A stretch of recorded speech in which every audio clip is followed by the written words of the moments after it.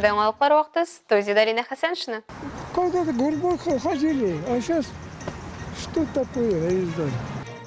Элмәтлеләрне җәмәгать транспорты мәсьәләсе борчый. В настоящее время сотрудниками полиции проводится комплекс оперативных мероприятий. Халык кыргылдырларга шануын дәвам итә. Ну, мне понравился акрил, поэтому все работы сейчас либо масло, либо смешанные. Бүген халыкара рәссамнар көне. Солкыннар башлану белән шәһәрләрнең Әлмәтнең җәмәгать транспорты эше белән канәгатьсезлекләре арта. Транспортны көтү вакыты арту турында халык көн саен социаль челтәрләрдә зарлана. Бу шәһәр кешеләре өчен һичшиксез зур проблема. Һәм бу хәлгә Әлмәт транспорт идарәсе җитәкчелеге аңлатма бирде. Совершенно не устраивает снабжение троллейбусом, так скажем. Раньше, если они ходили через 5-10 минут, то сейчас часами стоим. Особенно для кого это сделали? Не у всех же машины есть.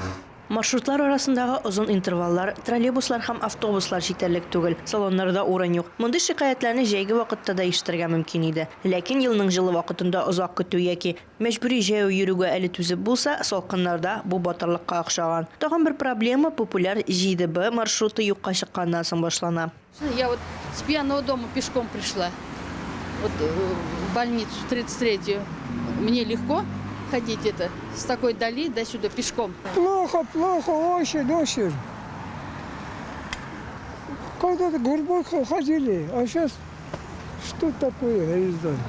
Троллейбуслар эшенә һава торышы да төзәтмәләр кертеп тора. Социаль челтәрләрдә көн саен кешеләрнең транспортны көтүдән араганнары турында зарланулар күрергә мөмкин. Бу уңайдан транспорт идарәсе директоры Ришат Тажетдинов аңлатма бирде.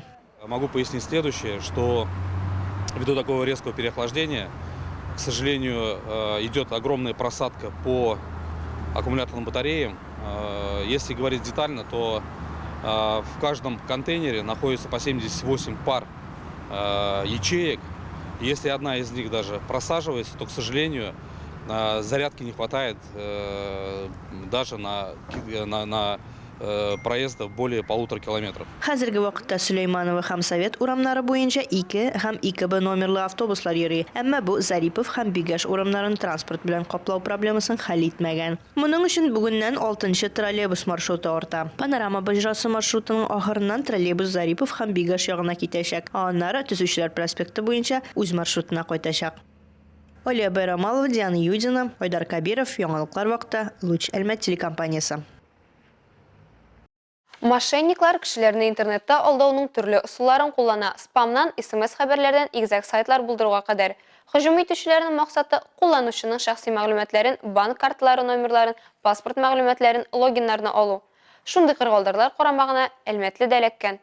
42 яшьлек Ират кар машинасы сатып алырга тели. Зыян күрүчеләрнең сүзләренә караганда, моның өчен автомеханикалы сайтларның берсендә кирәкле товар сату турында белдерүгә тап була. Ират фирма вәкиле белән элемтәгә кереп, сатып алу турында килешә һәм аларның счетына 25130 сум акча күчерә. Ләкин товар билгеләнгән көнне килми. Зыян күрүче оешма белән элемтәгә керә алмый. Игълан урнаштырылган сайт башка компаниянең игезәк сайты булып чыга. Андый сайтлар оригинал дизайнны тулысынча күчерә торган веб-сайтларның фишинг клоннарын булып санала. Ират аны алдаганнарын аңлагач полициягә мөрәҗәгать итә. В настоящее время сотрудниками полиции проводится комплекс. Хәзерге вакытта полиция хезмәткәрләре катнашучыларны ачыклауга һәм тоткарлауга юнәлдерелгән оператив эзләү чаралары комплексын үткәрә. Әлеге факт буенча мошенниклык статьясында каралган җинаять эше кузгатылган. Уголовного кодекса Российской Федерации мошенничество.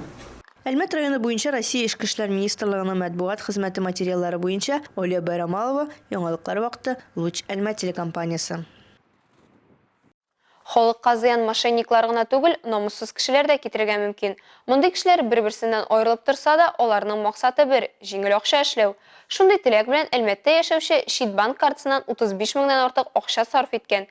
61 яшьлек Әлмәтле полициягә мөрәҗәгать итә. Ул югалткан банк картасыннан 35 мең сум күчерелүе турында хәбәр итә. Полиция 34 яшьлек шикләнүчене тоткарлый. Ул паркта телефон тапканын аңлатып, шаһитлек бирә. Телефондагы барлык хәбәрләрне укыгач, ир банк картасында 100 мең сум күләмендә акча булуын аңлый һәм акчадан файдаланырга була. Банк картасы кулда булмаганлыктан акчаны дустының банк счетына күчерә. Ирләр 3 көн рәттән шул акчага спиртлы эчемлекләр эчә. Ниндидер вакытта зыян күрүченең хатыны карта балансын тикшерергә карар итә. 35.150 сум акча күрсәтелгән күргәч, хатын полициягә мөрәҗәгать итә. Бу факт буенча тикшерү бара. Ознакайда яшьләр эшләре һәм туризм идарәсе ярдәме белән оештырылган Супермама 2022 конкурсы үткәрелде. Анда 4 әни катнашып үзенең уңган булган икәнен күрсәтте. Тулырак махсус хәбәрчебез Эльмира Шәрифуллина.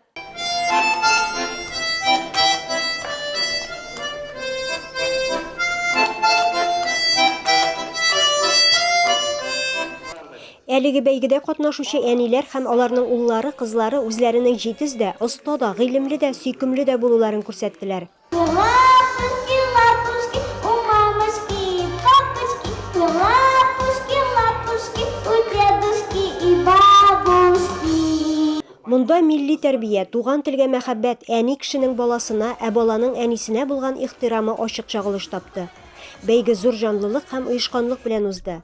Нәтиҗәдә Супер әни 2022 бәйгесенең җиңүчесе булып Ландыш Фәрдинова һәм аның улы Нияз танылды.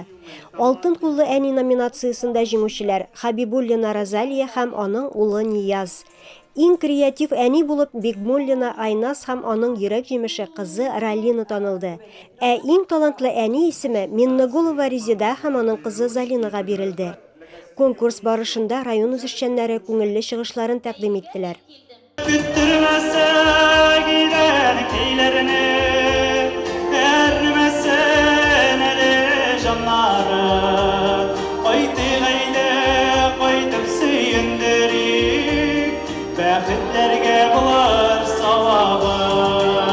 Эльмира Шәрифуллина, Рөстәм Әкбәров, яңалыклар вакыты, Луш, Әлмәт телекомпаниясе.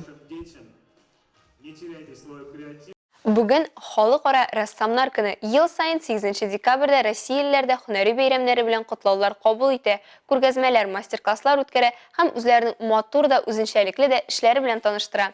Кешеләрне матурлыкка, рухи ризыкка якынайта. Халыкара рәссамнар көне уңаеннан без республиканың рәссамнары союзы әгъзасы, ярты гасырдан артык күзләре күргән матурлыкны куллары белән башка кешеләргә дә күрсәтә белүче Әлмәтле Вячеслав Терентьев белән танышып, аралашып кайттык.